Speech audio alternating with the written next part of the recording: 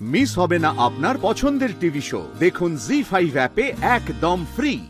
কিরে কৌশিকী, সমরেশকে থানায় ধরে নিয়ে গিয়েছিল কেন? আচ্ছা এসব কথা থাক না এখন। সমরেশটা এতদিন পর এসছে, একটু রান্না বান্না চাপিয়ে ভালো করে খাওয়া দাওয়া হোক না, এসব কথা থাক এখন। শাক দিয়ে মাছ ঢাকতে চাইছো নাকি?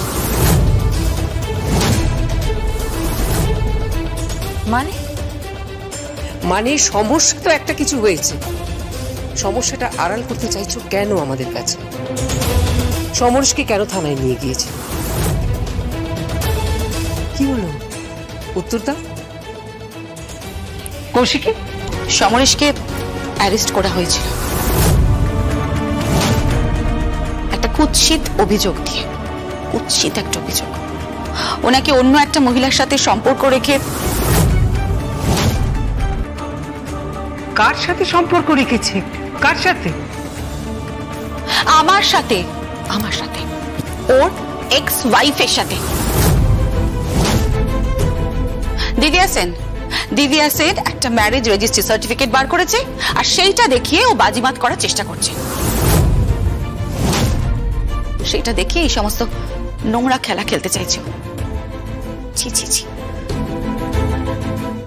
সে কি, এটা তো মিথ্যে। মিথ্যে হলেও পেপারস গুলো দিব্যা সেনের কাছেই আছে।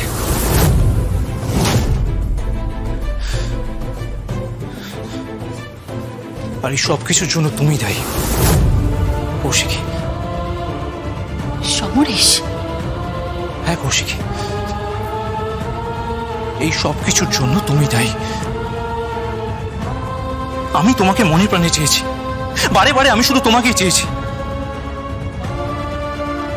সকাল থেকে সন্ধে আমি শুধু তোমাকেই চেয়ে গেছি। বৃষ্টি ভেজা রাত হোক কিংবা কোকিল ডাকা ভোর হোক, এই উপন্যাসিক সমরেশ চট্টোপাধ্যায় শুধুমাত্র তোমাকেই চেয়েছে। আর তোমার একটা সইয়ের জন্য, তোমার একটা সইয়ের জন্য তুমি যে কত বড় বিপর্যয় সৃষ্টি করলে কৌশিকী। কৌশিকী, আর তো আমার জীবনে আমি আর তোমাকে পাবো না। আমরা তো আর কখনো কাছাকাছি আসবো না, বলো? আর এই সবকিছুর জন্য কে সাফার করবে বলো তো? আমাদের মেয়ে কাকন। হয় ও বাবাকে পাবে না, হয় মাকে পাবে না। কিন্তু আমি তোমাকে বলছি কৌশিকী, আমি আমার মেয়েকে ছাড়া থাকবো না, কিছুতেই থাকবো না। আমাকে ছাড়া থাকবে? আচ্ছা এসব কথা এখন প্লিজ থাক না। জেঠিমণি ভেতরে চলুন। মা, সমরেশ থাক, প্লিজ ভেতরে চলুন না, ভেতরে যাই। এক মিনিট। তার মানে তুমি এখন থেকে দিব্যা সেনের সাথে সংসার করবে?